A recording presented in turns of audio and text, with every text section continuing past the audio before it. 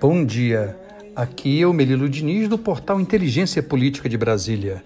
Começou a semana e vai se consolidando a tradição de nossas apostas. Vamos lá.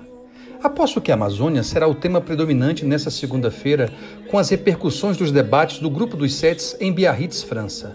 Além disso, os profissionais, incluindo o agronegócio brasileiro, vão querer elevar o tom das discussões e vão considerar, primeiro, as questões do aquecimento global, depois, o deflorestamento, depois, as mudanças nas regulamentações ambientais propostas pelo governo federal, além das inúmeras disputas comerciais que acabam por exigir mais terras para a produção de um padrão de consumo que está se tornando insustentável.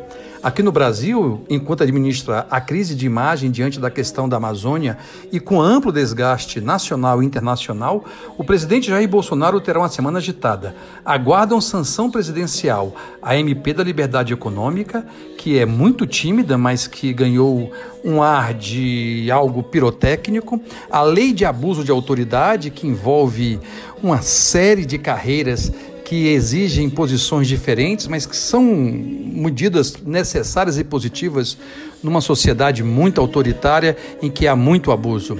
Na terça 27, Bolsonaro terá sua reunião com os governadores da Amazônia Legal e é bem provável que seja demandado de todos os lados.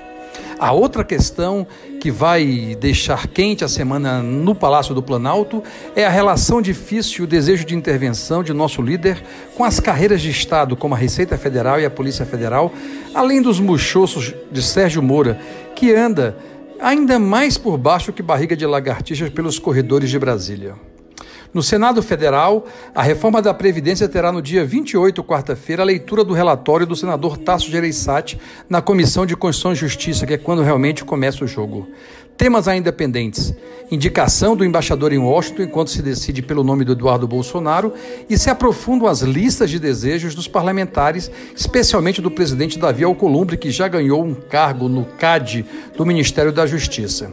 Este pretende instalar na próxima terça-feira, dia 27, a Comissão Mista Permanente sobre Mudanças Climáticas, que, segundo ele, é o espaço adequado para centralizar o debate sobre a floresta Amazônia.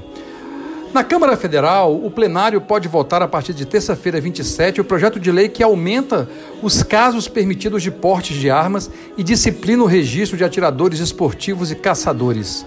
Não é um bom tema para esse período eleitoral, mas os deputados insistirão nele. Enquanto não esquenta o tema da reforma tributária, ante as diversas proposições na mesa e as muitas reações dos setores envolvidos e atingidos, especialmente a produção, os estados e os municípios, há um tema do grupo de trabalho da Câmara que analisa as alterações na legislação penal e processual penal, os projetos do pacote anticrime sugeridas por Sérgio Moro e por uma comissão de juristas coordenada pelo ministro do Supremo Tribunal, Alexandre de Moraes, que foi apresentada há mais de 40 dias e que ainda não encontrou um consenso capaz de colocar a questão tramitando e sendo aprovada dentro do plenário da Câmara dos Deputados. Deve ficar distante cada vez mais esse tema.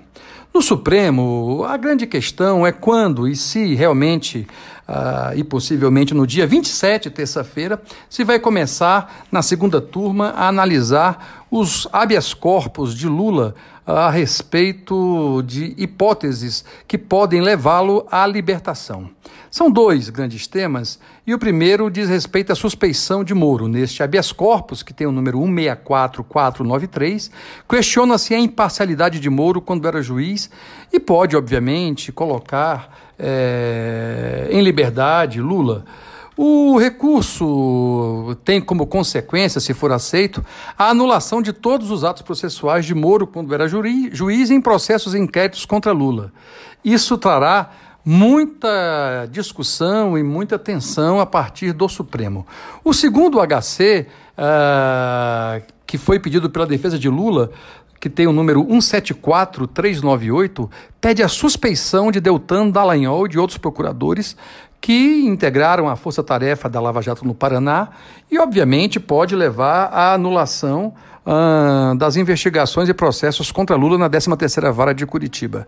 Ambos são de alta octanagem, podem colocar fogo no resto do país e não somente na região norte e na Amazônia, e obviamente que a segunda turma do Supremo está lutando para encontrar alguma forma que possa discutir as duas questões que são importantes e sérias, reveladas a partir do material que revelou o The Intercept, e obviamente as conversas ali serão fundamentais e obviamente a análise do Supremo Tribunal Federal.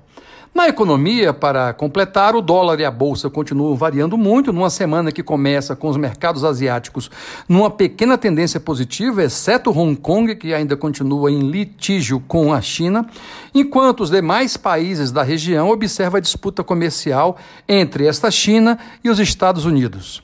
A grande novidade interna é que há uma leve tendência para a retomada dos postos de trabalho com carteira assinada. Ante os índices de desemprego, desalento e desesperança que acometem o Brasil, levaremos cerca de 3 anos para recuperar os níveis de 10 anos atrás, desde que ninguém mais apareça no mercado de trabalho, se conseguirmos gerar aí cerca de 500 mil postos de trabalho por ano, que é a retomada que nós temos a partir desse mês de agosto.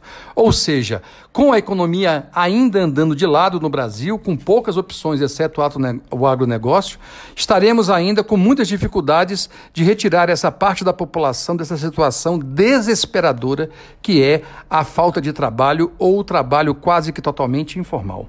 O dólar deve sair essa semana do pavor completo e ficar apenas no nível do pânico, perto de R$4. Bom começo de semana. Informação é nada sem inteligência.